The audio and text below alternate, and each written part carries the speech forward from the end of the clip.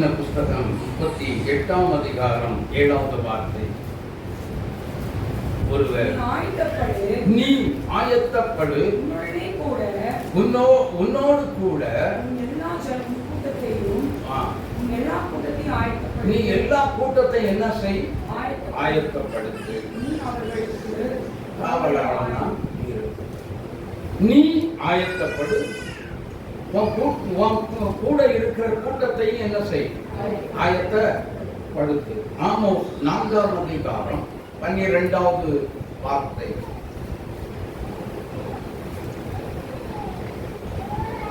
ஆகையால் இஸ்ரவேலே, இந்த பிரகாரமாக உனக்கு செய்வேன். இஸ்ரவேலே, நான் இப்படி உனக்கு செய்ய போகிறபடியினால் உன் தேவனை சந்திக்கும்படி ஆயத்தப்படு. உன் தேவனை சந்திக்க நீ ஆயத்தப்படு. நீ ஆயத்தப்படு. உன்னோடு கூட இருக்கிற ஜனங்களையும் என்ன செய்ய? ஆயத்தப்படுத்து. உன் தேவனாகிய கர்த்தர் வருகிறார். அவரை சந்திக்க நீ, உன் கூட்டமும் சந்திக்க ஆயத்தப்படணும். அதே நேரத்தில் நீயும் ஆயத்தமா இருக்கணும். அப்படின்னா அர்த்தம் என்ன? இப்ப தொண்டாமுத்தூர்ல ஒரு சின்ன போர்டு வச்சிருக்குன்னு வச்சுக்கோங்க. என்ன போர்டு? இங்க இருந்து திருநெல்வேலி 538 கிலோமீட்டர் சொல்லி ஒரு போர்டு வச்சிருக்கு. அப்ப இதுதான் வழி அப்படின்னு சொல்லி காட்டி கொடுக்குது. 538 கிலோமீட்டரா இந்த பாதையிலே போகலாம் அப்படின்னு சொல்லி வாகன ஓட்டிகள் என்ன பண்ணுவாங்க? தெளிவா போயிட்டே இருப்பாங்க.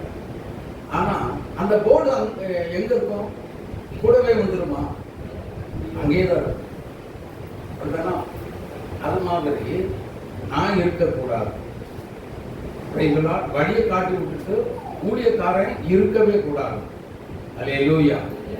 வழியை காட்டி விட்டுட்டா எல்லாரும் ஆயத்தப்படு சொல்லி ஆயத்தப்பட வச்சு போட்டு நான் எங்க இந்த புல்பீட்ல நான் நின்றுட்டே இருக்கக்கூடாது. உங்களுக்கு முன்னாடி நான் பரலோகத்துக்கு போறதுக்கு மறுரூபமாக்கப்பட்டு கர்த்தருடைய மணவாளனாம் கிறிஸ்து இயேசுவுக்கு முன்பதாக போய் நிற்கிறதுக்கு நானும் ஆயத்தமாகணும். அல்லேலூயா, அல்லேலூயா. ஆமா, ஆயத்தம் என்று சொன்ன உடனே நிறைய ஞாபகம் வருகிறது. சரி, அப்படியே கண்களை மூடி நாம் ஜெபிப்போம். அல்லேலூயா, அல்லேலூயா, அல்லேலூயா. ஸ்தோத்திரிக்கிறோம் கர்த்தாவே, நாங்கள் உம்மை துதிக்கிறோம். எல்லாரும் ஆண்டவரோடு பேசுகிறோம், இயேசுவோடு பேசுகிறோம், கர்த்தரோடு பேசுகிறோம். ஏசப்பா, எங்க கூட நீங்க வாங்க, வந்து பேசுங்க, கிரியைகளை நடத்துங்க என்று சொல்லி பேசுங்க. கர்த்தர் பேசுவாராக. இஸ்ரவேலின் தேவனாக கர்த்தர் பேசுவாராக. பேசுகிற தெய்வம் நீங்கள் பேசுங்க. அடியார்களாக இருக்கிற நாங்கள் கேட்கிறோம், நாங்கள் கேட்கிறோம் ஐயா, நாங்கள் கேட்கிறோம் ஐயா. நீங்கள் பேசுங்க. உடைய பெரிய குரல் இன்பமான சத்தத்தை கேட்க நாங்கள் ஆயத்தத்தோடு வந்திருக்கிறோம். பேசும் கிரியைகளை நடத்தின மகிமை பண்ணுகிறோம். வார்த்தை, ரகசியம், ஆழம், மறைபொருள், புதைபொருள் எல்லாமே வெளிப்படுத்தி நீங்கள் பேசும்படியாக ஜெபிக்கிறோம். மகிமை பண்ணுவீராக. தேவ கரத்தில் அர்ப்பணித்து ஜெபிக்கிறோம். உங்களுடைய வெளிய குரல் கேட்கும்படி வந்திருக்கிறோம். எங்களோடு கூட இடைப்படுவீராக. மகிமையின் அபிஷேகத்தால் ஒவ்வொருவரை அழைத்து நீ தகுதிப்படுத்துவீராக. இயேசு கிறிஸ்துவின் நாமத்தில் ஜெபிக்கிறோம் எங்கள் நல்ல பிதாவே. ஆமென், ஆமென், ஆமென். ஒரு பாடலை எல்லாரும் அதற்கு தகுந்தவாறு ஒரு பாடலை நம்ம எல்லாரும் சேர்ந்து நாம் பார்த்தோம். ஆராதனை கீதத்தில் 336 எல்லாரும் பாடலாம். எல்லாருக்கும் தெரிஞ்ச பாட்டு தான் பாடுவோம். ராஜாதிராஜன் இயேசு வருவார், சந்திக்க ஆயத்தமா வருவேன் என்றவர் தருவார். சந்திக்க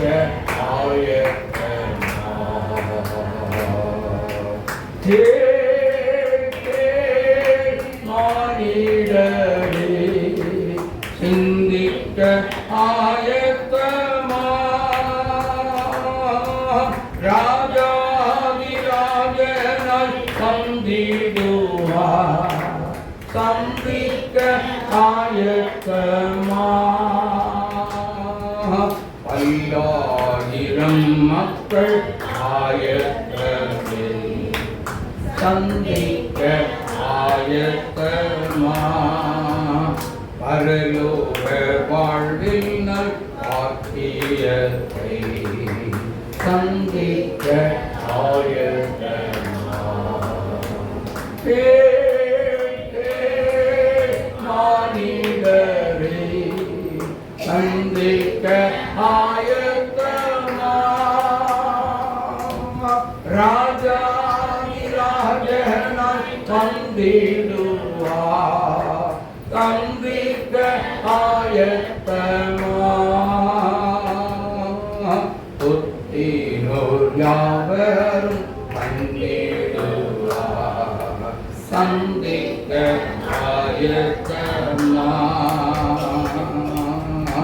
அத்தி கதறிய ஓடிடுவா சந்திக்க ஆயத்தமா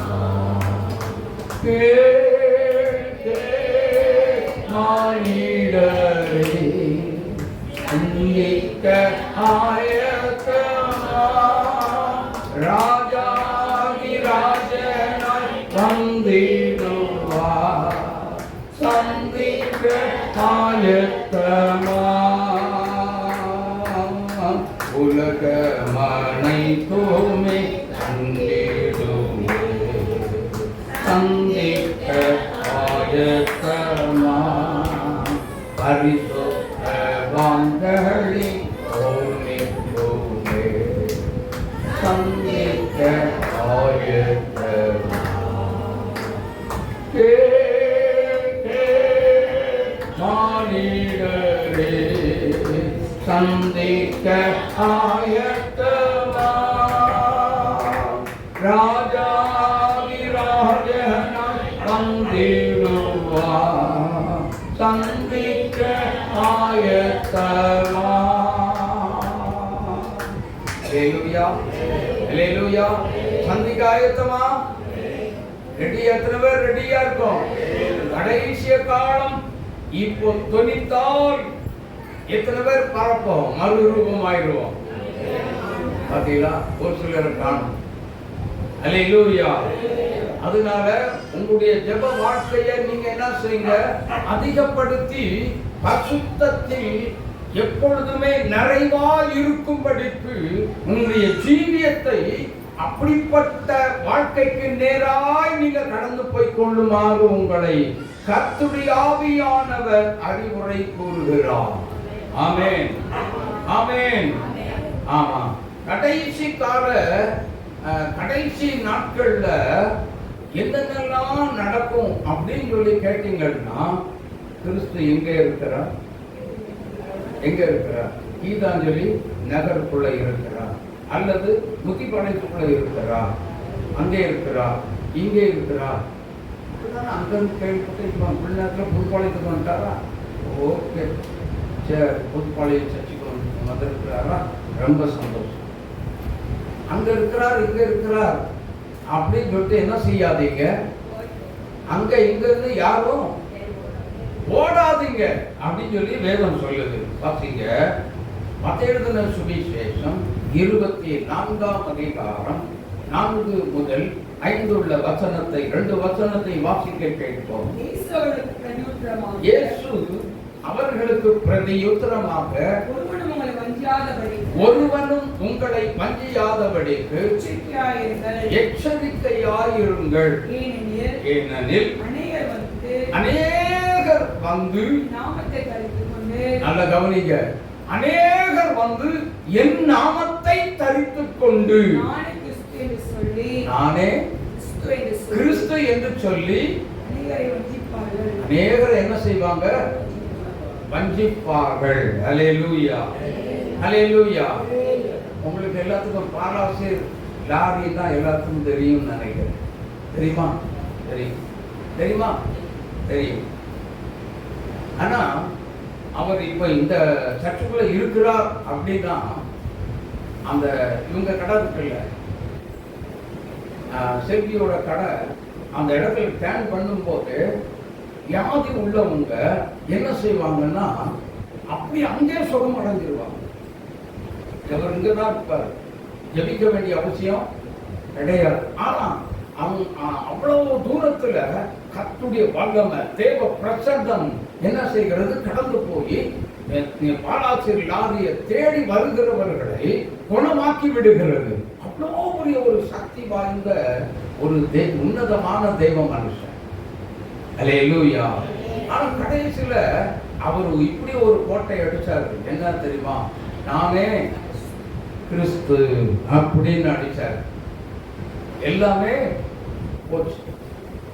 கடைசியில அவரு சரி நானே கிறிஸ்துவ தான், நான் நம்பும் தெய்வம் இன்றைக்கும் ஜீவனோடு இருக்கிறார் அப்படின்னு சொல்ல முடியுமா? அதுக்கு இல்லாம அவரும் செத்து போயிட்டார். ஆனா அவரை இன்னும் தெய்வமா கும்பிடுறதுக்கு சேரன்மா தேவி ஊர்ல ஒரு பெருந்தர ஒரு ஆசிரமமே வச்சு என்ன பண்றாங்க, அதுக்கு சில பேட்ஜ் எல்லாம் தயார் பண்ணி எங்கள் தேவனாகிய கர்த்தர் லகரி இன்றும் ஜீவிக்கிறார் அப்படின்னு சொல்லி பேட்ஜ் எல்லாம் தயார் பண்ணி வச்சு அங்கங்க குத்திட்டு வருவாங்க. என்றால் நான் பார்த்துருக்கிறேன். அதனால தான் சொல்றேன். நான் நரிக்குற மத்தியில ஒரு வருஷம் ஊழியம் செய்யறதுனால அங்க சாப்பாடெல்லாம் போடுவாங்களோ, அந்த நரிக்குறவங்க பூரா எல்லாம் அங்க ஓடி போயிடுவோம். ஆனா அங்கிருந்து அவங்க சட்டையில அந்த பேட்ஜ் இருக்கும், பெரிய பேட்ஜா இருக்கும், அதை குத்திட்டு வருவாங்க. என்னன்னு பார்த்தா நான் ஒன்றை எப்படியாவது எங்கேயாவது நைஸா வாங்கிடலாம் அப்படின்னு சொல்லி காசு கொடுத்தனாலும் வாங்கிடலாம் சொல்லி கேட்க நான் தரவே மாட்டேன் அப்படியே சொல்லிட்டான். என்ன நான் காமிச்சிருக்கோம்ல இப்போ என்கிட்ட இருந்தேன். ஹல்லேலூயா. அப்ப பாருங்க, மனுஷனை கர்த்தர் எவ்விதத்திலும் பயன்படுத்தணும் நினைச்சு கர்த்தர் என்ன செய்யறாரு, அவங்களுக்குள்ள என்னென்னலாம் வைக்கணும், ஃபெசிலிட்டிஸ் என்னென்னலாம் வைக்கணுமோ அத்தனையும் என்ன செய்வாங்க, வைப்பாங்க. ஆனா வச்சு கொடுத்துட்டு என்ன பண்றாரு அவர் என்ன பண்றாரு, அதை தவறாக பயன்படுத்தி நான் தான் தெய்வீக சக்தி உடையவன் என்று சொல்லி நானே தெய்வம் அப்படின்னு அவர் என்ன பண்ணாரு, ஒட்டு மொத்தமா கொடுத்துட்டு ஒரே மனுஷனால ஏமாந்ததுனால தான் அவர் நமக்கு பிரயோஜனத்துக்கென்று என்ன செஞ்சாரு, பரங்களை பகிர்ந்து கொடுத்தார். ஹல்லேலூயா. பிரிச்சு கொடுத்தார், ஷேர் பண்ணி தான் இப்ப கொடுக்கிறார். எல்லா ஊழியக்காரர்களுக்கும் எல்லா விதமான கிருபைகளும் சிலருக்கு இருக்கும், சிலருக்கு இல்லை. எல்லாருமே தீர்க்கதரிசிகளா இருக்கவே முடியாது. எல்லாருமே விடுதலையின் ஊழியத்தை செய்யறவங்க ஏதோ ஒரு சிலர் தான் இருக்கிறாங்க. ஆனா எல்லாத்துக்குள்ளேயும் அள்ளி கொண்டு அடைஞ்சி வைக்கிற கர்த்தர் இப்போ நம்முடைய தேவன் இல்லை. ஏன்னா மனுஷன் எப்படிப்பட்டவன், ஆண்டவரையே ஆண்டவருக்கே கொடுத்த ஆண்டவருக்கே என்ன பண்ணாங்க, கவனிங்க, கொடுத்த ஆண்டவருக்கே என்ன பண்ணாங்க, வஞ்சகம் பண்ணிட்டான். அதனால்தான் சொல்றாரு, ஒருவனும் உங்களை வஞ்சியாதபடி ஏமாத்தாதபடிக்கு நீ எப்படி இரு, கவனமா இரு. அப்ப அதுக்கு என்ன செய்யணும் அப்படின்னா நல்ல கவனிச்சு கொள்ளுங்க. நம்முடைய வாழ்க்கையில அனுதினமும் ஜெப வாழ்க்கை ஸ்டடியா இருக்கணும். ஹலோ, ஜெப வாழ்க்கை எப்படி இருக்கணும், ஸ்டடியா இருக்கணும், ஸ்ட்ராங்கா இருக்கணும், உறுதியா இருக்கணும். ரோமர் 12:12 படிங்க. அந்த சந்தோஷமாயிருங்கள், உபத்திரவத்திலே பொறுமையாயிருங்கள், ஜெபத்திலே உறுதியாயிருங்கள். ஜெபத்திலே எப்படி இருக்கணுமா, உறுதியா இருக்கணும், ரொம்ப போல்டா இருக்கணும். ஆமென். ஹலோ, ஜெபத்துல எப்படி இருக்கணும்? ரொம்ப ஸ்ட்ராங்கா இருக்கணும். அப்படிதானா? பக்கத்துல இருக்கவங்கள பார்த்து சொல்லுங்க, நீங்க கடைசி காலம் வஞ்சிக்கப்படாதபடிக்கு இருக்கணும்னா உங்க ஜெபம் கர்த்தருக்குள் உறுதியா இருக்கணும் அப்படின்னு பக்கத்துல இருக்கவங்கள பார்த்து சொல்லுங்க. சொல்லியாச்சா? சரி, உறுதியா இருக்குன்னு சொன்னாங்களா உங்களுக்கு? நீங்க அவங்கள பார்த்து சொல்லிட்டீங்க, எங்களுடைய ஜெபம் உறுதியாக இருக்கும். அப்படிதானே? அதையும் சொல்லிருங்க, எங்களுடைய ஜெபம் உறுதியாக இருக்கும். தூங்க மாட்டோம். சொல்லுங்க, தூங்க மாட்டோம், ஜெபிப்போம். ஜெபிப்போம். கொலோசியர் 4:2 படிங்க.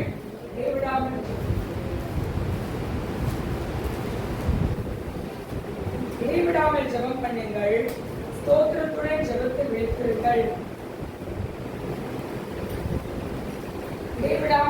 இடைவிடாமல் ஜெபம் பண்ணுங்கள், ஸ்தோத்திரத்தோடு கூடிய ஜெபத்தினால் என்ன செய்யுங்க?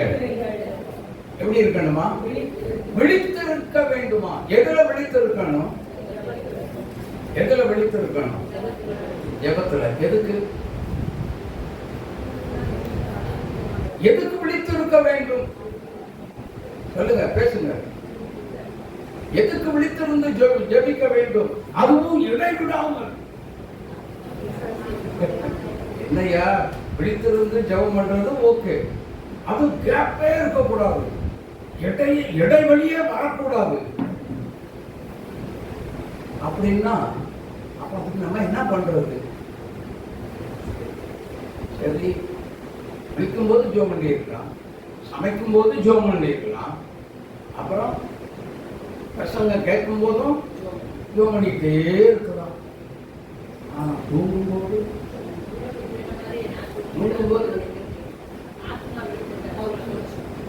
அப்படியா விழிச்சிருக்கோ? உங்களுக்கு விழிச்சிருக்குதோ? உங்களை தட்டுனாலும் என்ன அப்படின்னு என்ன பண்றோம்? மறுபடியும் இப்படி படுத்திருந்தவங்க இந்த பக்கம் தெரிஞ்சு அப்படியே படுத்துக்குவோம், தூங்கிடுவாங்க. அந்த காரியத்தை ஆண்டவர் சொல்லவே இல்லை வசனத்துல. நீங்க அது உலக பிரகாரமா சில காரியங்களை நீங்க பண்ணிட்டு இருக்கீங்க இல்லையா? ஆனா கர்த்தருக்குன்னு சொல்லி டைம் நேரம் எடுத்து ஒதுக்கி, எக்ஸாம்பிள் சொல்றேன், இரவு 10 மணியில இருந்து 2 மணி வரைக்கும் நான் ஜெபிப்பேன் அப்படின்னு சொல்லி ஆண்டவர்கிட்ட ஒரு பொருத்தனை பண்றீங்க பாத்தீங்களா? புரியுதா புரியலையா? அந்த பொருத்தனையில சரி, இன்னைக்கு உடம்பெல்லாம் அடிச்சு நொறுக்கி போட்ட மாதிரி இருக்க, உடம்பெல்லாம் வலிக்குத, வேலை இன்னைக்கு ரொம்ப ஓவர், அதனால இன்னைக்கு 12 மணி வரைக்கும் என்ன செய்யலாம்? ஜெபம் பண்ணிட்டு வீட்டில் போய் என்ன செய்யலாம்? படுத்துக் கொள்ளலாம், தூங்கிடுவோம். நாளைக்கு என்ன செய்யலாம்? நம்ம வழக்கம் போல தெளிவா 2 மணி வரைக்கும் ஜெபம் பண்ணணும் அப்படின்னு சொல்லி 12 மணிக்கு போய் தூங்கி எழுந்திரிச்சு அடுத்த நாள் நீங்க அதே 10 மணிக்கு இங்க வந்து என்ன பண்ணுங்க? ஜெபிக்கிறதுக்கு ட்ரை பண்ணுங்க. 12 மணி வரைக்கும் உங்களுக்கு டிஸ்டர்பன்ஸே இருக்காது. கேட்டுக்கிட்டீங்களா? அந்த 12 மணி வரைக்கும் ஒரு தொல்லை வராது. 12 மணிக்கு மேல உங்களால ஜெபிக்க முடியாது, தூக்கம் தான் வரும். சொல்லுங்க சத்தமா. தூக்கம் தான் வரும். அந்த 2 மணி வரைக்கும் உங்க ஜெபம், அதுக்கப்புறம் என்ன ஆகாது? ஒரு நிமிஷம் கூட உங்களால ஜெபிக்க முடியாது. கை கால் படைக்கும், முதுகு வலிக்கும், என்னென்னவோ நடக்கும், கழுத்து வலிக்கும். ஏண்டா நேற்று எந்திரிச்சு போனோம், இன்னைக்கு எந்திரிச்சு போக வேண்டிய சூழ்நிலை இருக்குமோ அப்படின்னு சொல்லி தெரிஞ்சு 12:30 வரைக்கும் தம் பிடிச்சு இருக்கீங்க. அதுக்கப்புறம் உங்களால என்ன செய்ய முடியாது? ஜெபிக்க முடியாம வீட்டுக்கே ஓடி போயிருக்கீங்க. அதுதான் இந்த அனுபவம் எத்தனை பேருக்கு இருக்குன்னு எனக்கு தெரியல, ஆனா எனக்கு அப்போ அந்த அனுபவம், அந்த மறுபடியும் நல்லா புரிஞ்சுக்கோங்க, மறுபடியும் அந்த 10 மணியிலிருந்து 2 மணி வரைக்கும் ஜெபிக்கணும் அப்படின்னு சொல்லி சொன்னா, நான் செய்த ஒரு காரியத்தை உங்களுக்கு நான் சொல்றேன். எனக்கு இதுல வழி தெரியாம, விட தெரியாம, இதுக்கு என்ன பண்றதுன்னு சொல்லி தெரியாம பல மாதங்கள் அப்படியே 10லிருந்து 12 வரைக்கும் ஜோமனிட்டு பிடிச்சு என்ன பண்ணுவேன், 12 வரைக்கும் ஜோமனிட்டு அப்படியே வீட்டுக்கு போயிட்டே இருந்தேன் சில மாதங்கள். இது எனக்கு பெருமையாய் தோன்றியது. ஊழியத்திலையும் அவ்வளவு பிரதிபலன் வந்த மாதிரி எனக்கு தோணல. ஒரே வெறுமை, எங்க எப்ப பார்த்தாலும் வெறுமை. நான் எம்டியா இருக்கிறேனே ஆண்டவரே, நான் வெறுமையா இருக்கிறேனே, எனக்குள்ள ஒண்ணுமே இல்லாத மாதிரி இருக்கு, ஒரு ஆவி இல்ல, அனல் இல்லாத மாதிரி இருக்கு. நான் இந்த பழைய ஜெப வாழ்க்கை எனக்குள்ள எப்ப தரப்போறீங்க அப்படின்னு கேட்டுட்டு போராடிட்டே கிடந்தாங்க. ஆண்டவர் ஒரு நாள் தான் என்ன பண்ணாரு, பிரத்யட்சமா வந்து, இனிமேல் நீ என்ன செய்யக்கூடாது, உடம்பு வலிச்சாலும் என்ன வலிச்சாலும் தூக்கமே வந்தாலும் இங்கே தோத்திரத்தை மட்டும் போட்டுட்டு என்ன செய்யும், உட்கார்ந்துட்டு இருந்து போதும் அப்படின்னாரு. அதுக்கப்புறம் தான் தெளிவா தேவ சமூகத்துல வந்து என்ன பண்ணேன், வெறும் துதியும் ஸ்தோத்திரமே ஏறெடுக்க ஆரம்பித்தேன். அதுக்கப்புறம் வந்தது அந்த துதியும் ஸ்தோத்திரம் ஏறெடுக்க ஆரம்பிச்சதுக்கு அப்புறம் தான் புது பலன், புதிய தெம்பு, புதியதொரு அபிஷேகம் எல்லாம் வந்தது. 2 மணி வரைக்கும் ஜெபிக்கிறதுக்கு கர்த்தர் எனக்கு உதவி செய்யறார். ஆமென், அல்லேலூயா. அப்போ ஜெபிக்கிற ஜெப வாழ்க்கை தான் ரொம்ப ரொம்ப தேவ சமூக கர்த்தருடைய வருகைக்கு ஆயத்தப்பட வேண்டுமே. ஆனால் கவனிங்க, கர்த்தருடைய வருகைக்கு ஒரு தேவனுடைய பிள்ளை ஆயத்தப்பட வேண்டுமானால் ஜெபத்துல தான் ஆயத்தப்பட முடியும். ஆமென். மற்றபடினா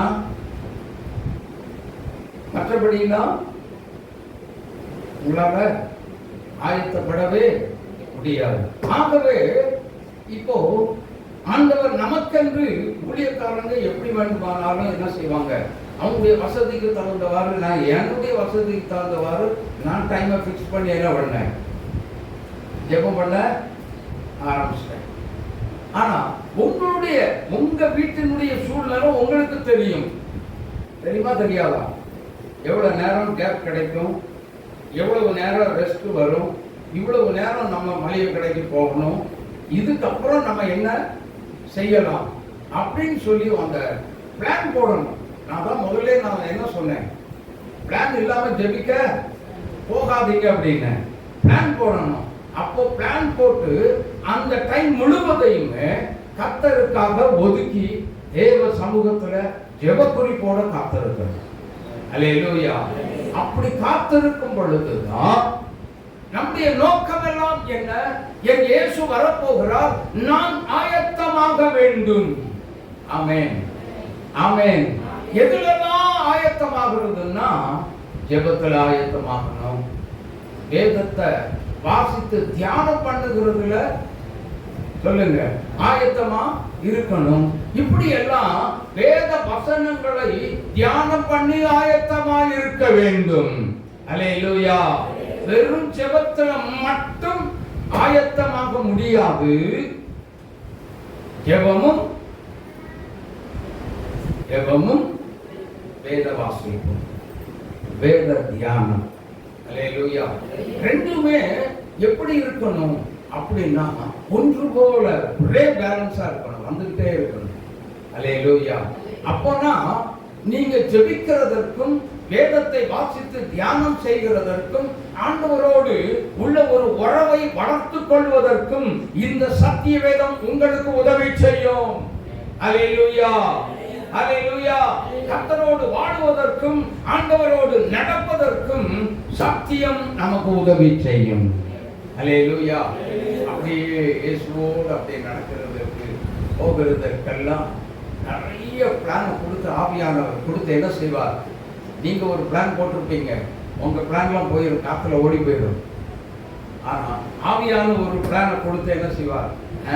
அது கிடக்கிட்டு நீ இப்படி வா அப்படின்னு சொல்லி ஆண்டவர் ஆவியானவர் எப்படி கைட் பண்ணி கொண்டு போகிறாரோ அந்த பாதையில அப்படியே ஆண்டவருக்கு முழுமையா நீங்க விட்டு கொடுத்தீங்கன்னா ஆவியானவர் ஆவியானுடைய நடத்துதலுக்கு நம்மை முழுமையாய் அர்ப்பணித்து என்ன செய்யணும்? விட்டு கொடுக்கும் பொழுது ஆவியானவர் அப்படியே என்ன செய்வார்? வாசிங்க, முதல்ல ஒரு காரியம் செய்வார். ஏசாயா தீர்க்கதரிசன புஸ்தகம் 41ஆம் அதிகாரம் 13வது வார்த்தை வாசிங்க.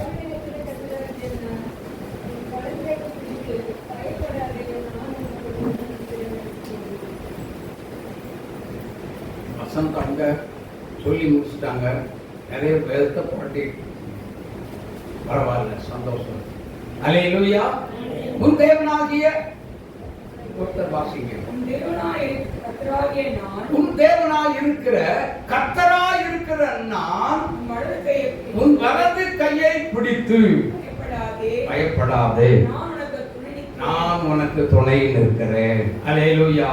அப்படி பிளான் போட்டு ஜெபிக்கிற தேவனுடைய பிள்ளைகளுடைய வலது கரத்தை பற்றி கொள்வார்.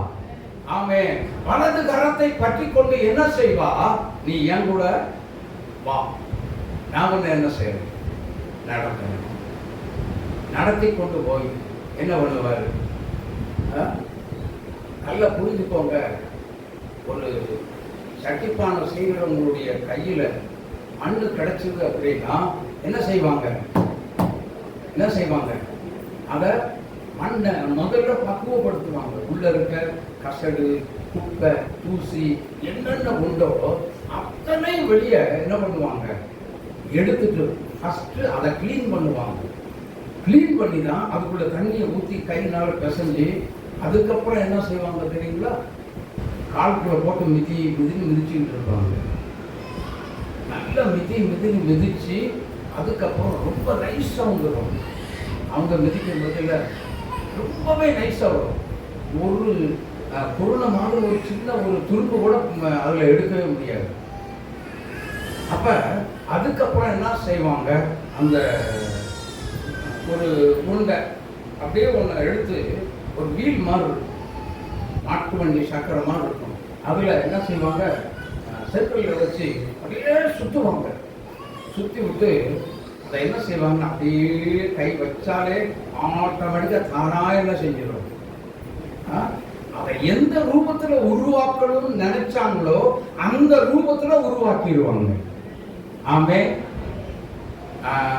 ஃப்ளவர் வைக்கக்கூடிய ஒரு இது மாதிரி பூஜா மாதிரி வைக்கணும், நல்ல உயரமாக வைக்கணும் அப்படின்னு நினைச்சாங்களாக்கும் அப்படியே மண்ணில் அவ்வளோ உயரத்துக்கு வந்துடுவாங்க. ஆமே. உருவாக்குகிற தெய்வம் உருவாக்குனாத்தான் நாம் ஆயத்தப்பட முடியும், இல்லாவிட்டால் இல்லை.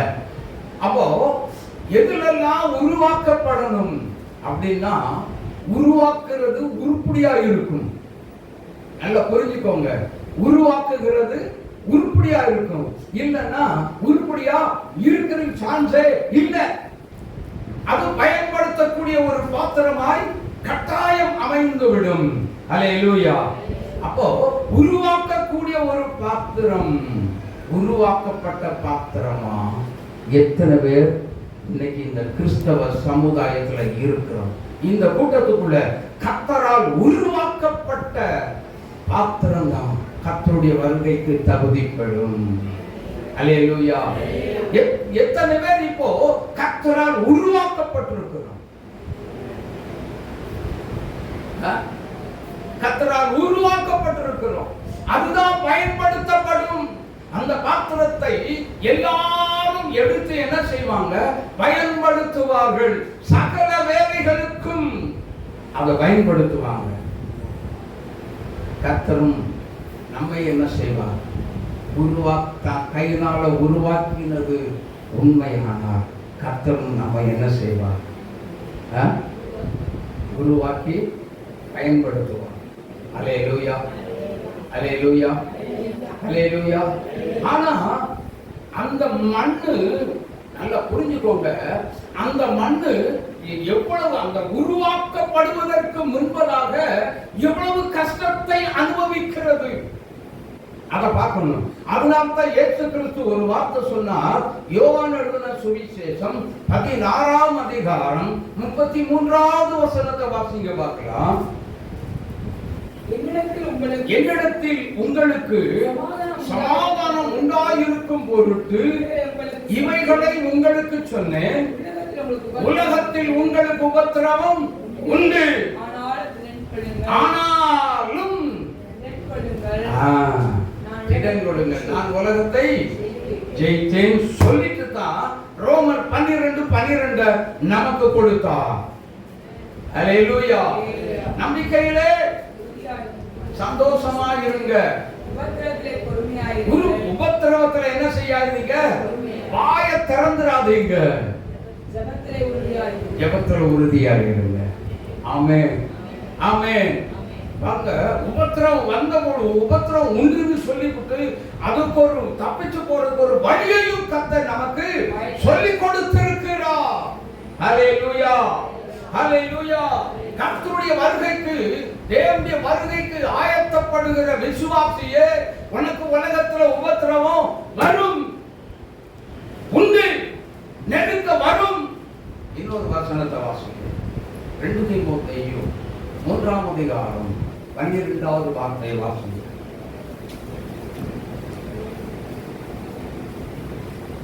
எல்லாம் பாராம தெரிஞ்சு வச்சிருக்க. அன்றியும் கிறிஸ்து இயேசுவுக்குள் தேவ பக்தியாய் நடக்க மனதா இருக்கிற யாவரும். உபத்திரம் வந்துருச்சா? ஹலோ.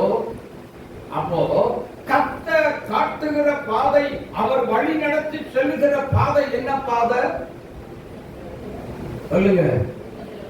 எப்படிப்பட்ட பாதமா? உபத்திரவத்தின் பாதை. அதனால்தான் சொல்றாரு, உபத்திரவத்தின் குகையிலே நான் உன்னை தெரிந்து கொண்டேன். அப்ப அந்த உபத்திரவத்துல ஒரு தேவனுடைய பிள்ளை உண்மையாயிருக்க வேண்டும். ஆமென். சகிப்பு தன்மை ஒரு தேவனுடைய பிள்ளைகளுக்குள்ளே இருந்தே ஆக வேண்டும். ஆமென். அது இல்லாவிட்டால் அதுல முறுமுறுத்தம் வைங்க. நம்ம உண்மையான கிறிஸ்தவனே சொல்லுங்க, இப்ப சொல்லுங்க, இப்ப சொல்லுங்க, உண்மையான கிறிஸ்தவனே, உண்மையான விசுவாசியும் இல்ல, கர்த்தருடைய வருகைக்கு தகுதி பெற வேண்டுமே. ஆனால் உபத்திரவத்திலே பொறுமையாய் இருந்து ஜெபத்தில் உறுதியாய் இருக்க வேண்டும். அல்லேலூயா. ஜெபத்தின் வாயிலாகத்தான் உறுதியாக இருந்து போராட்டத்தை என்ன செய்ய முடியும்? உங்காதீங்க. போராட்டத்துல என்ன செய்ய முடியும்? தூங்கி வடிய முடியும். அப்படியா? போராட்டத்தில் என்ன செய்ய முடியும்? ஜெபத்துல உறுதியாக இருந்தால் போராட்டத்தில் என்ன செய்ய முடியும்? வெற்றி பெற முடியும், ஜெயிக்க முடியும். அல்லேலூயா. ஆகவே உபத்திரவம் வேண்டாம்னு சொல்லாதீங்க. Come on. அது வழியா நம்ம போனாதான், அது வழியா போனாதான் பரலோ இயேசுவும் வழியாய் கடந்து போனாரே. அல்லேலூயா, அல்லேலூயா. ஆனபடியினால உபத்திரவம், துன்பம், நெருக்கம் வந்துருச்சு அப்படின்னு சொல்லி என்ன செய்யாதீங்க, சோர்ந்து போகாதீங்க. துன்ப வெறுப்பிலே சோர்ந்திடாதே, அந்த அறியாமல் கந்திடாதே. துன்ப வெறுப்பிலே சோர்ந்திடாதே, அன்ப அறியாமல் வந்திடாதே. சரித்தம் இன்ப சத்தம் இந்திடுவார். சரித்தம் இன்ப சத்தம் இந்திடுவார். அல்லேலூயா. நெருக்கம் வந்துதான், துன்பம் வந்துச்சா? வேதம் சொல்லுகிறது. யாக்கோபு எழுதின நிருபம் 5ஆம் அதிகாரம் 13வது வசனம் என்ன சொல்லுகிறது? உங்களில் ஒருவன் துன்பப்பட்டால் ஜெபம் பண்ண கடவன். ஒருவன் மகிழ்ச்சியா இருந்தால் சங்கீதம் பாட கடவன். அப்படின்னா உங்களுக்கு உபத்திரம் வந்துச்சா, ஜெபத்துல போய் உறுதியா இருக்குது. ஜெபத்துல தேவ சங்கத்தை தேடுங்க, நாடுங்கள். அவர் உங்களுக்கு என்ன செய்வார்? உதவி செய்வார். உங்களை கைவிடவே மாட்டார். உங்களுடைய ஜெபம் அற்பமாக எண்ணப்பட மாட்டாது. உங்களுடைய ஜெபம் கேட்கப்படும். அல்லேலூயா. ஆகவே ஜெபத்தை என்ன போராட்டம் வந்தாலும் சரி தயவு செய்து நிறுத்திடாது. என்ன கஷ்டம் வந்தாலும் சரி தயவு செய்து என்ன பண்ணிடாதீங்க, ஜெபத்தை நிறுத்திடாதீங்க. அந்த ஜெபத்தில் அதிகமாக என்ன வேணும் அப்படின்னா, ஆண்டவர் எதிர்பார்க்கிறது அந்த உபத்திரவம். அந்த உபத்திரவத்தில் தேவ சித்தம் நிறைவேற்ற கர்த்தர் விரும்புகிறார். அதுதான். அப்போ அந்த தேவ சித்தம் நிறைவேற்றப்படுவதற்கு ஆண்டவர் 2 வழிமுறைகளை கொடுத்திருக்கிறார். என்னன்னா வாசிங்க, 1 தெசலோனிக்கேயர் 5ஆம் அதிகாரம் 16-17 வசனங்களை வாசிங்க. சந்தோஷமாயிருங்கள், இடைவிடாமல் ஜெபம் பண்ணுங்கள், எல்லாவற்றிலேயும் ஸ்தோத்திரம் செய்யுங்கள். எல்லாவற்றிலேயும் ஸ்தோத்திரம் செய்யுங்கள். அப்படி செய்வதே கிறிஸ்து இயேசுவுக்குள் உங்களை குறித்து தேவ சித்தமாய் இருக்கிறது. அல்லேலூயா.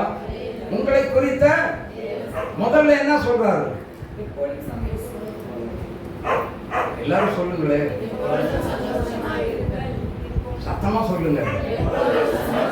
எப்பொழுதும் சந்தோஷமா இருக்கணுமா? அப்புறம் அடுத்தது என்ன பண்ணணும்? 2வது நேரம் சொல்றாரு, இடைவிடாமல் என்ன செய்யுங்க. அதான் கேப் மட்டும் பிசாசுக்கு என்ன செய்யறாதீங்க, விட்டு கொடுத்துறாதீங்க. அப்போ ஜெபத்துல இடைவெளி தரமாட்டேன் அப்படின்னு சொல்றது எத்தனை பேர் சொல்லுங்க? இடைவெளி தரவே மாட்டேன்.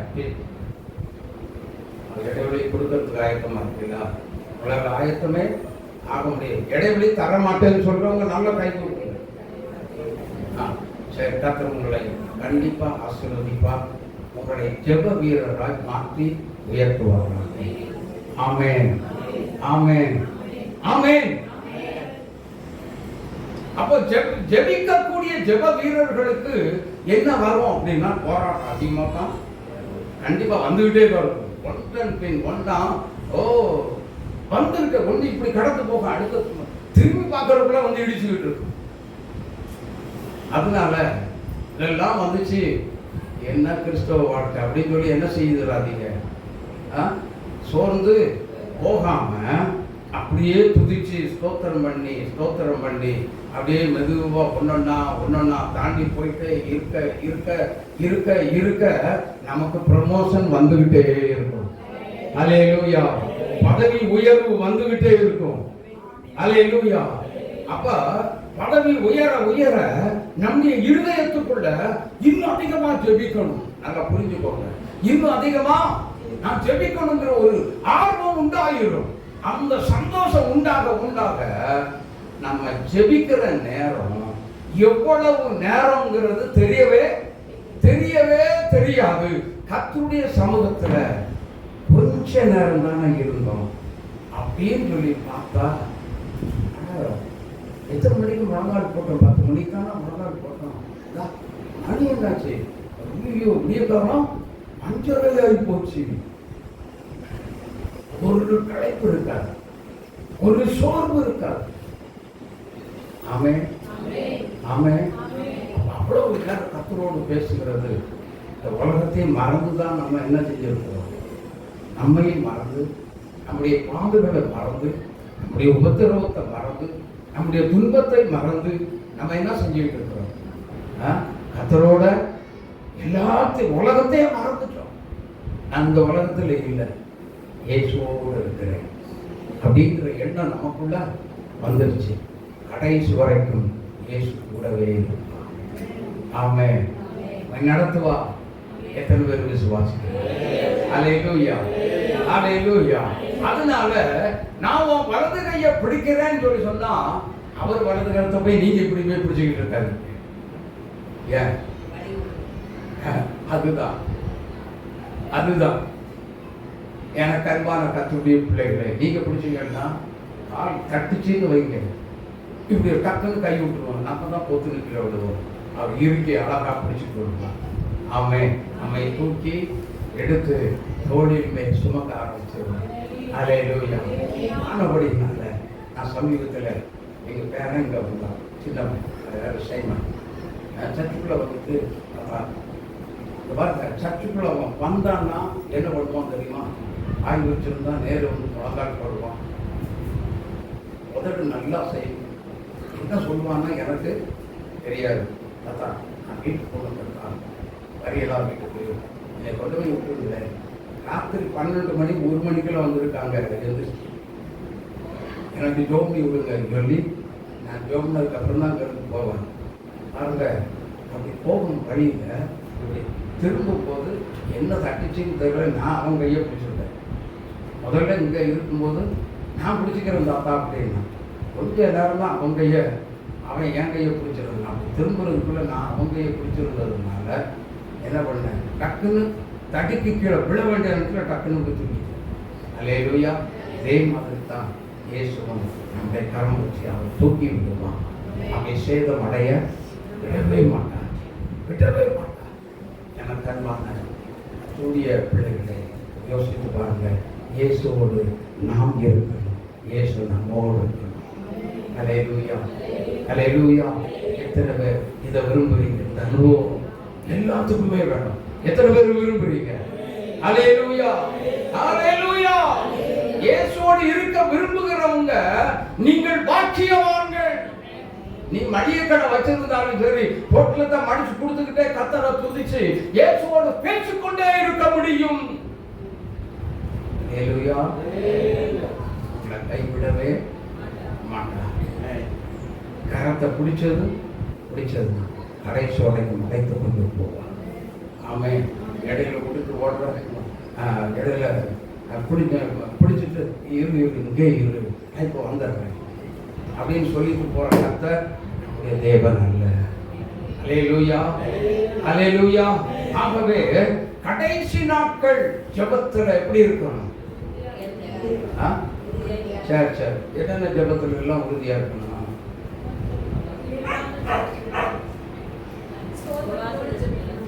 என்னென்ன ஜெபம்?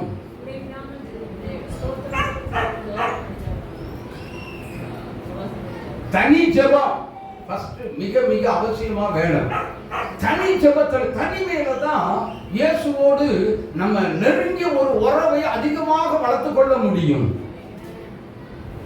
ஆமென். தனி ஜெபத்துல தான் அதிகமாக இயேசுவோடு நம்ம பேசுவோம். அவரோடு உள்ள ஒரு உறவு அதுலதான் ஆண்டவருக்கு நமக்கு ஒரு ரொம்ப நெருக்கம் அதிகமா வரும். ஆமென். இயேசு கிறிஸ்துவை கவனித்து பாருங்கள். அவர் என்ன செய்தார்? அதிகாலையில் இருட்டோட எழுந்திருந்து எத்தனை பேரை கூட்டிட்டு போனார்? கூட தனியா தான் போறார் இல்லையா? தனிமையில போறார். 1:35 வாசித்து பாருங்க. அவர் அதிகாலையில் இருட்டோட எழுந்திருந்து அனாந்தரமான ஓரிடத்திற்கு போய் அங்கே என்ன செய்தார்? ஜெபம் செய்தார். யாரையும் கூட கூட்டிட்டு போகல. அவர் தனித்திருந்து ஜெபம் செய்தார் என்று வேதத்தில் நாம் வாசிக்கிறோம். எனக்கு அன்பான தேவனுடைய பிள்ளைகளே, எதற்கு அவர் ஜெபம் பண்ணார்? எதுக்குங்க ஜெபம் பண்ணாரு இயேசுநாதர்? வேற எதுக்கும் இல்லை. நான் ஜெபம் பண்ண மாதிரி நீயும் என்ன செய்யணும்? ஜெபிக்கணும். அப்படிங்கிறதுக்கு நமக்கு முன்மாதிரியா ரோல் மாடலா இயேசுநாதர் ஜெபித்து காட்டினார். அதற்குத்தான் நம்ம என்ன செய்யணும்? அதை நாம் பின்பற்றி அதிகால வேளை எழுந்திருந்து என்ன செய்யணும்? எத்தனை பேர் ஜெபம் பண்றீங்க?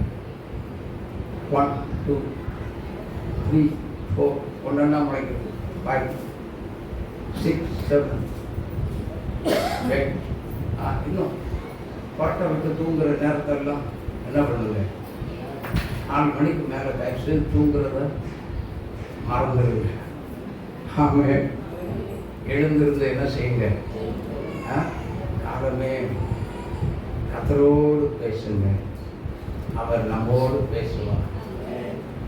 என்ன ஒரு பாக்கியம்!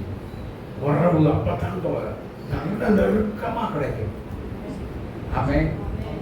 சும்மா காலமே தேவனை தேடும் சொல்லி வாயில பாடுற கிறிஸ்தவனா வாழவே கூடாது. உறவை வளர்த்து கர்த்தரோடு உள்ள ஒரு நெருங்கிய ஒரு தொடர்பு, ஒரு ஐக்கியம், ஒரு உறவு வளர்த்துக் கொள்வதற்கு என்னென்ன வழிமுறைகள் உண்டோ அத்தனையும் செய்யறதற்கு ஜெபத்துக்கு நீங்கள் ஆயத்தமாக இருக்கணும். ஆமென். இன்னையிலிருந்தாவது அதை செய்வீங்களா? எத்தனை பேருடைய குடும்பத்துக்குள்ள அப்படிப்பட்ட ஜெபம் இல்லாமல் இருக்கிறது? கால வேளை தேவனை தேடுங்கள். ஆமென்.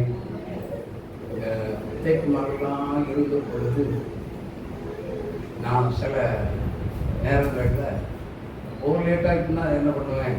சர்ச்சுக்குள்ளே படுத்துக்குவேன். தேக்குமரம் இருந்து சுற்றி வர இருக்கும் பொழுது பார்க்க கரெக்டாக 3:30 மணி ஆச்சு. கோயில் என்ன செய்ய அப்படி காத்தும். சரி, அதுதான் போச்சுன்னு பார்த்தா கரெக்டா 4:30 மணிக்கு சில குருவிகள் தான் சத்தம் கேட்க ஆரம்பிச்சது. 5 மணி 5:15 ஆயிட்டா காக்கா, அப்புறம் அந்த மைனா குருவி இருக்கு, 6 மணி வரைக்கும் அது கத்துற காத்து. அதுக்கப்புறம் ஒரு சத்தமும் இருக்காது. எங்க செய்யும்? அந்த இடத்துல இருக்காது. அதெல்லாம் அங்கங்க அவங்கவுங்க வேலையை பார்க்கறதுக்கு ஓடிட்டே இருப்பாங்க. இது எதை குறிக்கிறது அப்படின்னு கேட்குது. ஆகவே ஆண்டவரே, எங்களுக்கு சம்பாதிக்கக்கூடிய கிருபையும் வரத்தை எங்களுக்கு தரல.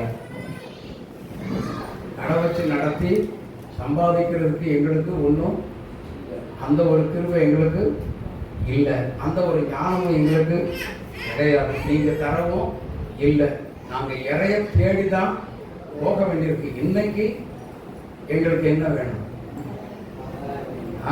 அன்றன்று உள்ள இன்றைக்கு உள்ள ஆகாரம் எங்களுக்கு வேணும். எங்களை பிழைப்பூட்டும். எங்களை என்ன செய்யுங்க?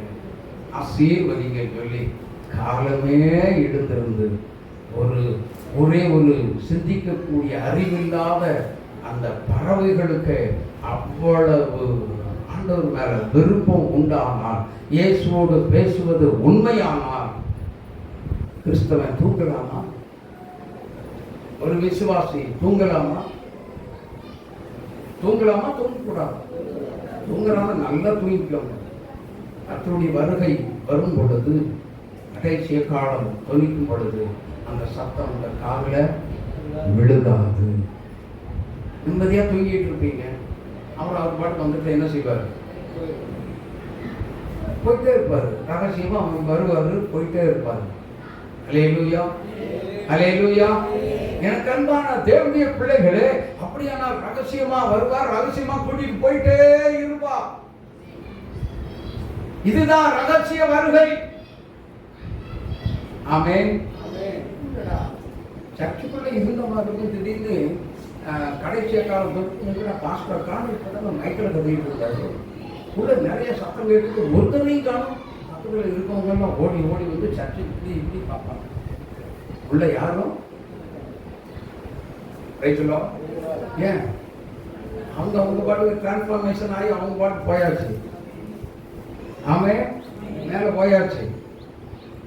இயேசுவுக்கு முன்னாடி போய் கிப்டிங்கிறதுக்குள்ள போய் நின்றுவோம். அல்லேலூயா.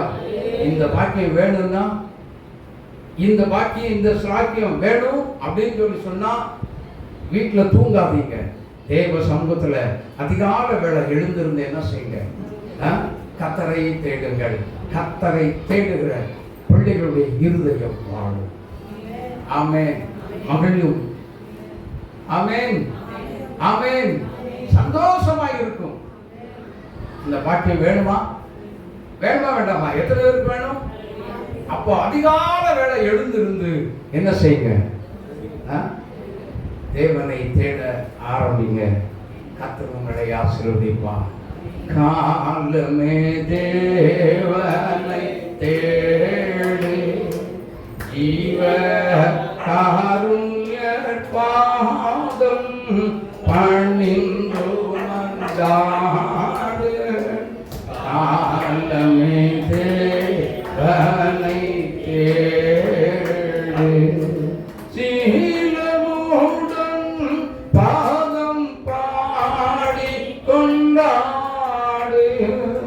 சீரான நித்திய ஜீவனை நாடு. காலமே தேவனை தேடு. ஆமென். சரி, எங்க காலையில தேடணும்? நீதிமொழிகள் 8:17 வாசித்து பாருங்க. அங்கே வேதம் என்ன சொல்லுகிறது? என்னை சிநேகிக்கிறவர்களை நானும், சொல்லுங்க, அதிகால வேளை என்னை கண்டடைவார். சரி சரி, அதிகால வேளை ஆண்டவரை பார்த்தது பெரிய காரியம் இல்லை. எதுக்காக நம்ம ஆண்டவர் அதிகால வேளை ஜெபத்தை செய்தாரு அப்படின்னு சொல்லி சொன்னா அது அவருடைய காரியம். நான் ஏன் செய்யணும்? எனக்கு எதிராக என்ன வருகிறது அப்படின்னா, அதே மத்தேயு 24ஆம் அதிகாரம் 10வது வசனமும் 11வது வசனத்தை வாசிங்க. அப்பொழுது அநேகர் இடறல் அடைந்து ஒருவரை ஒருவர் காட்டிக் கொடுத்து ஒருவரை ஒருவர் என்ன செய்வாங்க? பகைப்பார்கள். அநேக கள்ள தீர்க்கதரிசிகளும் எழும்பி அநேகரை வஞ்சிப்பார்கள். அக்கிரமம் என்ன செய்யும்? தேசத்துக்குள்ள அக்கிரமம் ரொம்ப ஓவரா போயிடும். அநேகருடைய என்ன ஆகுமா? கனிந்து போகுனா என்ன? குறைஞ்சி போயிடும். அன்பு இருக்காது, ரொம்பதான். குடும்பத்தாலே காட்டி கொடுப்பான். இந்த இடத்துல ஒளிஞ்சிருக்கான், போய் பிடிச்சிக்கோங்க. கூட இருக்கிறவனே காட்டி கொடுப்பான். இயேசுநாதரை காட்டி கொடுத்த மாதிரி யூதாஸ் காரியத்தை என்ன செய்தான்? காட்டி கொடுத்தான். 30 வெள்ளி காசுக்காக இயேசுவை காட்டி கொடுத்தான். அதே மாதிரி தான் விசுவாச துரோகம் திருச்சபையில் முந்தைய நேர்கள் என்று வேதம் சொல்லுகிறது. எனக்கு அன்பானவர்களே, அப்படியானால் நான் 24வது வசனத்தை வாசிக்க பார்க்கிறேன்.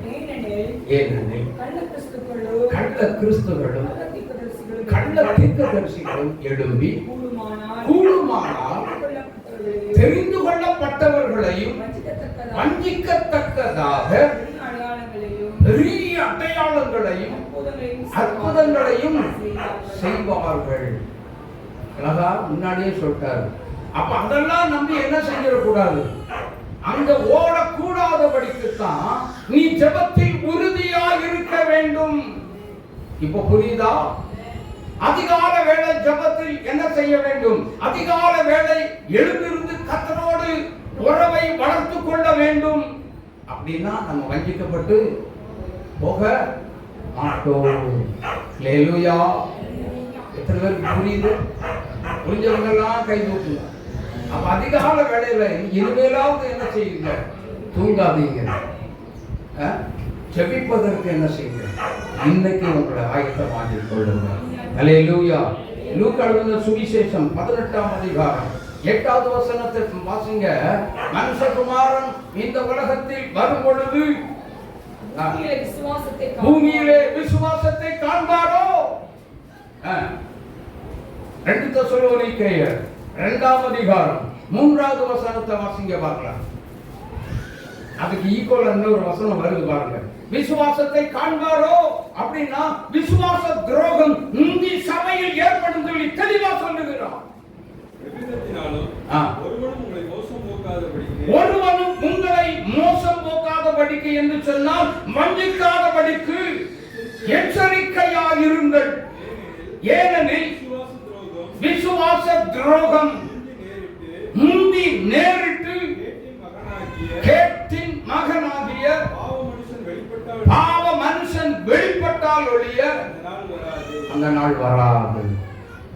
விசுவாச துரோகம் முந்தி நேரிடும். எங்க நேரிடும்? உங்க குடும்பத்துக்குள்ள நேரிடும். உங்க ஆவிக்குரிய குடும்பத்துமாகிய சபைக்குள்ள நேரிடும் விசுவாச துரோகம். யோசித்து பாருங்க. நான் விசுவாசி, பேர் தான் விசுவாசி, அன்னைக்கு துரோகிகளை மாறக்கூடாதுங்கிறது தான் ஆவியானவர் இந்த எச்சரிப்பின் சத்தத்தை கர்த்தர் பேசுகிறார். அல்லேலூயா, அல்லேலூயா, அல்லேலூயா. 1 தீமோத்தேயு 4ஆம் அதிகாரம் 1வது வசனத்தை வாசிங்க. ஆகிலும் ஆவியானவர் வெளிப்படையாய் சொல்லுகிறபடி பிற்காலங்களிலே மனசாட்சியில் சூடுண்ட பொய்யர்கள் மாயத்தினாலே. அவங்க யாரு? கள்ளத்தீர்க்கதரிசிகள், கள்ள கிறிஸ்துக்கள்லாம் யாருன்னா மனசாட்சியில் சூடுண்ட பொய்யர்களாயிருந்து பொய் தீர்க்க தரிசனம் சொல்லி உங்களை வஞ்சிப்பார்கள். ஏமாந்து போகாதே திருச்சபையே. தெளிவா பேசுறாரு ஆவியானவர். இதுக்கு மேல நீ விடிய காலம் எந்த ஜெபிக்காம தூங்குனேன்னா நிர்விசாரியான கிறிஸ்தவன் என்பதை மறந்து போக கூடாது. ஆமென், ஆமென். சில பேர் இப்ப ஆண்டவர் குத்தாம குத்திட்டாரா? தாக்கம் படுத்து குத்தல, ஆனா குத்திட்டாரு. இதுலயாவது உணர்வு அடையும். கிறிஸ்தவங்க நல்ல விசுவாசிகள் உணர்வடைஞ்சு இயேசுவே நான் இதுவரைக்கும் செய்தது மகாபரிய என்னை மன்னி. இன்னொரு வசனத்தை வாசிங்க. எப்படி 2 தீமோத்தேயு 3ஆம் அதிகாரம் 1வது வசனம் 13வது வசனத்தை. கடைசி நாட்களில் கொடிய காலங்கள் வரும் என்று அறிவாயாக. ஏன் தெரியுமா? ஹலோ, நல்ல கவனிச்சுக்கோங்க. இதுக்கு தான் வேதத்தை நல்ல தெளிவா படிக்கணும் அப்படின்னு சொல்றது. கடைசி நாட்கள், இனி கொடிய காலங்கள் வரப்போகிறது என்று நீ தெரிந்து கொள்வாயாக, அறிவாயாக சொல்லி எழுதியிருக்கு. பொல்லாதவர்களும் எத்தர்களுமானவர்கள். மனுஷனுடைய பாவம் எப்படி இருக்கும் அப்படின்னா, மனுஷன் ரொம்ப பொல்லாதவனா தான் இருக்கும். எவனையுமே நல்லவன நமக்காக, நம்ம ரோட்ல அடிபட்டு கிடந்தாலும் நமக்காக இறக்கப்பட்டு யாராவது தூக்கி விடுவாங்களா அப்படின்னு சொல்லி சொன்னா, உனக்கு இது வேணும், இதுக்கு மேலையும் வேணும் சொல்லி நம்மளை ஏளனம் பேசிட்டு போற மக்களா தான் இருப்பாங்க. உதவி செய்கிற ஒருவனும் இல்லை, இறக்கம் காட்டுகிறவன் ஒருவனும் வரமாட்டான். அனாதையா ரோட்ல கிடக்க வேண்டியது. அந்த நிலைமை நமக்கு வராதபடிக்கு என்ன செய்யணும்? தேவ சமூகத்துல ஜெபத்துல உறுதியாக. ஆமென், ஆமென். சபைக்கு எச்சரிக்கிறத காதுள்ளவன். 2 தீமோத்தேயு 4ஆம் அதிகாரம் 3லிருந்து 4 வசனம். ஏனென்றால் அவர்கள் ஆரோக்கியமான உபதேசத்தை பொறுக்க மனதில்லாமல். நல்லா புரிஞ்சுக்கோங்க.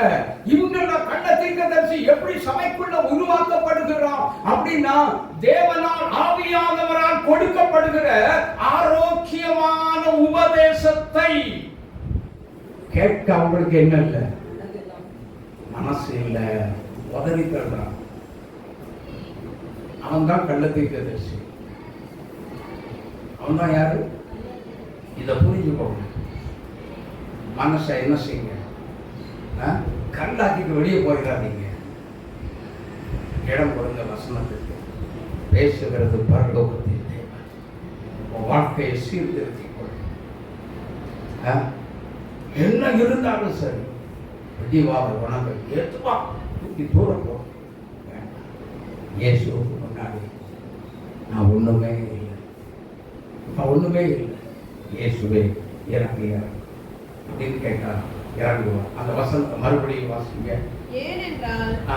அவர்கள் ஆரோக்கியமான உபதேசத்தை பொறுக்க மனதில்லாமல் அவர்கள் ஆரோக்கியமான உபதேசத்தை பொறுக்க மனதில்லாமல் செவித்தினம் உள்ளவர்களாகி ஆ, தங்கள் சுய இச்சைகளுக்கேற்ற போதகங்களை இங்க பாருங்க, தங்கள் சுய இச்சைக்கு தன்னுடைய, அதாவது நான் நினைச்ச மாதிரி எனக்கு ஏற்ற போதகர் கொண்டு வந்து என்ன போதகர்களை ஆ. தங்களுக்கு திரளாக சேர்த்துக் கொண்டு தங்களுக்கு திரளாக சேர்த்துக் கொண்டு சத்தியத்துக்கு செவியை விலக்கி எதுக்கு செவிய வளர்க்குறாங்க?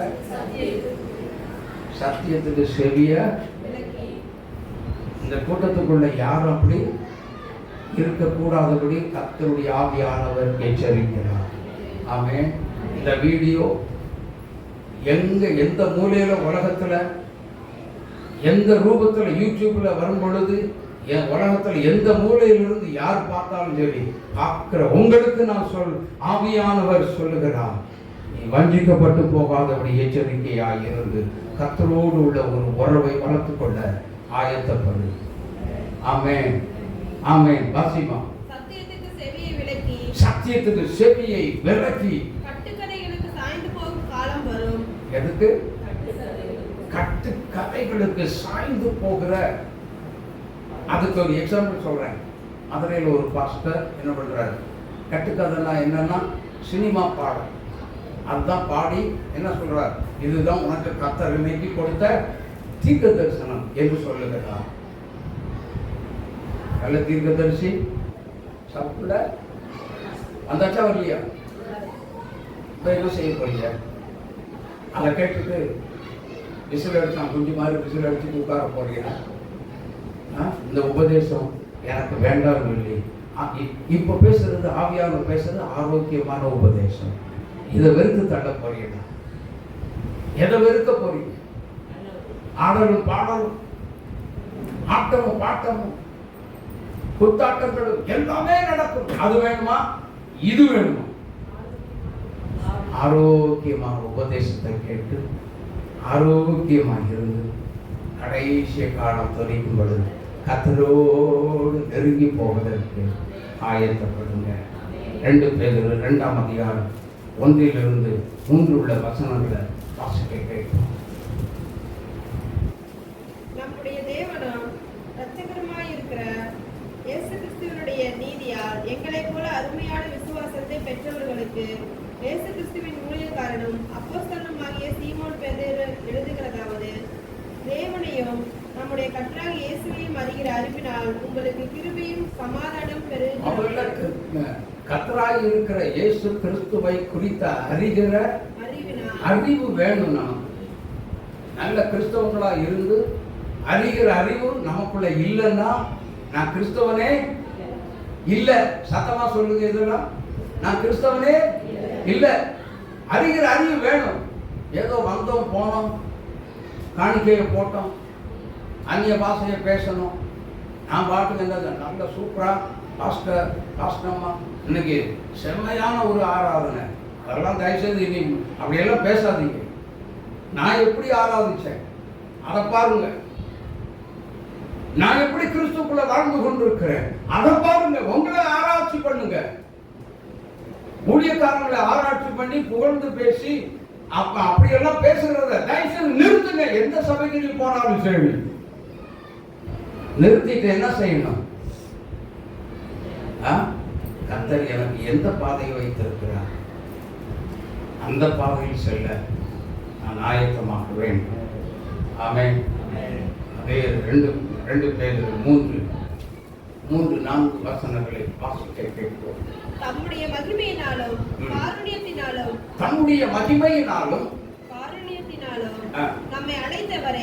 நம்மை அழைத்தவரை அறிகிற அறிவினாலே ஜீவனுக்கும் தேவ பக்திக்கும் வேண்டிய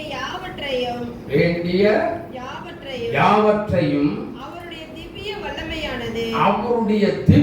வல்லமையானது நமக்கு தந்தருளினதும் அன்றி இச்சையினால் உலகத்தில் உண்டான கேட்டுக்கு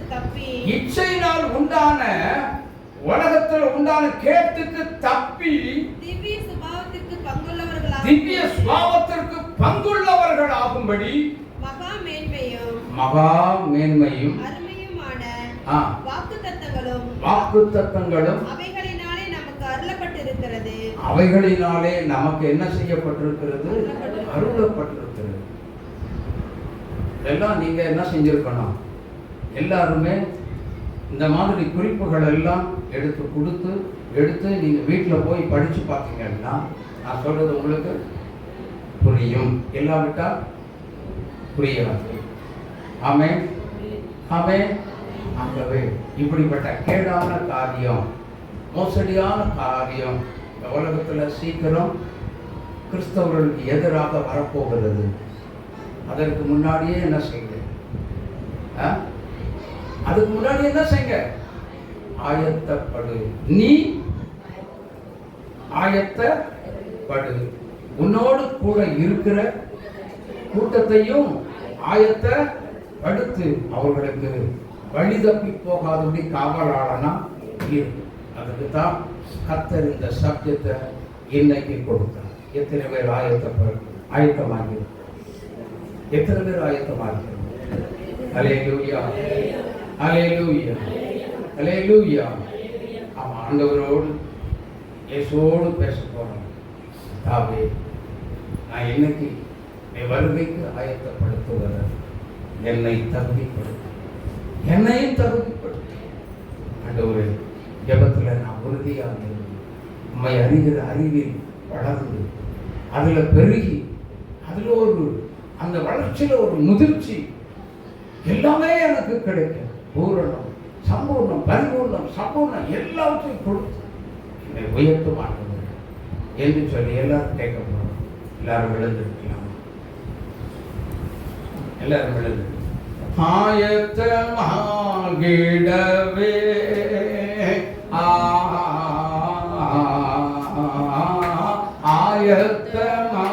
ஆயத்தமாகிடவே நாயகன் வருகையிலே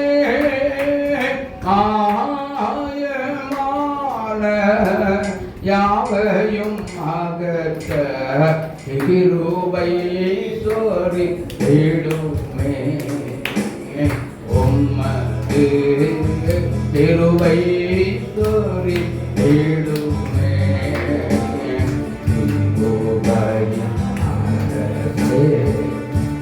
சபையின் தீரத்தே கிருபையின் அரசே. சபையின் தீரத்தே கிருபை சொரிந்திடுமே.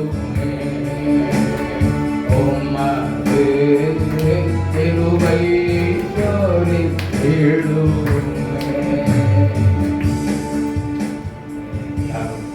சத்தியத்தை கேட்டுட்டீங்க. ஆண்டவரே, இந்த சத்தியத்தை விட்டு விலகாதபடி நல்ல ஒரு மனதை எனக்கு அப்படியே நடப்பதற்கு நல்ல ஒரு மனது எனக்கு தாரம் உள்ளது. எல்லாம் வாயை திறந்து கேட்குறீங்களா? வாயை திறந்து ஆண்டவரே, நல்ல மனசுக்காக ஆரோக்கியமான உபதேசத்தை கேட்டு அதன்படி நடப்பதற்கு எனக்கு நல்ல மனதை தாங்க ஆண்டவரே என்று சொல்லி ஜெபம் பண்ணுங்க. Hallelujah. Hallelujah. Thank you, Lord. Thank you, Jesus. இயேசுவே உமக்கு ஸ்தோத்திரம். ஆண்டவரோடு பேசுங்க. கர்த்தரோடு பேசுங்க. கர்த்தரோடு பேசுங்க.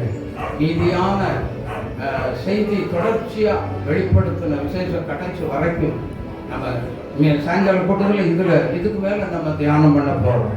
எல்லாரும் ஜெபம் பண்ணுங்க. ஓ, ஜெபிங்க. ஹalleluya, ஹalleluya. அபிஷேகம் இருந்தா தான் நிலைச்சு நிற்க முடியும். அபிஷேகம் இருந்து வெறும் ஜெபம் மாத்திரம் அல்ல, ஜெபத்தில் அந்த அபிஷேக வல்லமையை ஒவ்வொரு நேரமும் நம்ம பெற்றுக்கொள்ளணும். ஹalleluya, ஹalleluya. எல்லாம் வாயை திறந்து யோகணுமா? எல்லாம் கேட்காம இருக்காதீங்க. எனக்குள்ள இந்த கிருபை வேணும், எனக்கு இந்த வல்லமை வேணும், இந்த அபிஷேகம் எனக்குள்ள வேணும். ஆண்டவரே, என்னையும் அபிஷேகம் பண்ணும் ஐயா, என்னையும் பரிசுத்தப்படுத்தும். என்னை பரிசுத்தப்படுத்தும் என்று நாம் ஜெபம் பண்ணலாம். நாம் ஜெபம் பண்ணலாம். எல்லாரும் ஜெபம் பண்ணுங்க. ஜெபம் பண்ணுங்க. வருகைக்கு எங்களை தகுதிப்படுத்தி பரிசுத்தப்படுத்தும் ஆண்டவரே, பரிசுத்தப்படுத்துங்க. இப்போ நீங்க வாயை திறந்து கேட்டீங்கன்னா உங்க சரீரத்துல வியாதி தானா வெளியேறும். உங்க சரீரத்துல பலகீனப்படுத்திக் கொண்டிருக்கிற எல்லா வியாதி தானா வெளியேறும். ஆண்டவர்கிட்ட பரிசுத்தத்தை கேளுங்க. எல்லாம் வாயை திறந்து ஜெபம் பண்ணுங்க. ஜெபம் பண்ணுங்க. சத்தத்தை உயர்த்தி ஜெபம் பண்ணுங்க. ஹல்லேலூயா, ஹல்லேலூயா, ஹல்லேலூயா.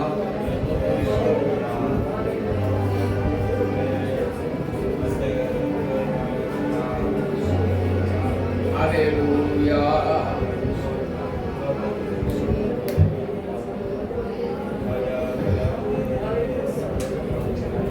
ஆண்டவர்கிட்ட கர்த்தரோட பேசுங்க. இயேசுவோடு பேசுங்க. என் தேவனோடு பேசுங்க. பேசின தெய்வத்தோடு பேசுங்க. உங்க இருதயத்தை ஒப்படைங்க. உங்க ஜீவியத்தை முழுமையா அர்ப்பணிங்க. ஆரோக்கியமான உபதேசம் நான் கேட்பதற்கு என் இருதயம் தூரமா பெறக்கூடாது.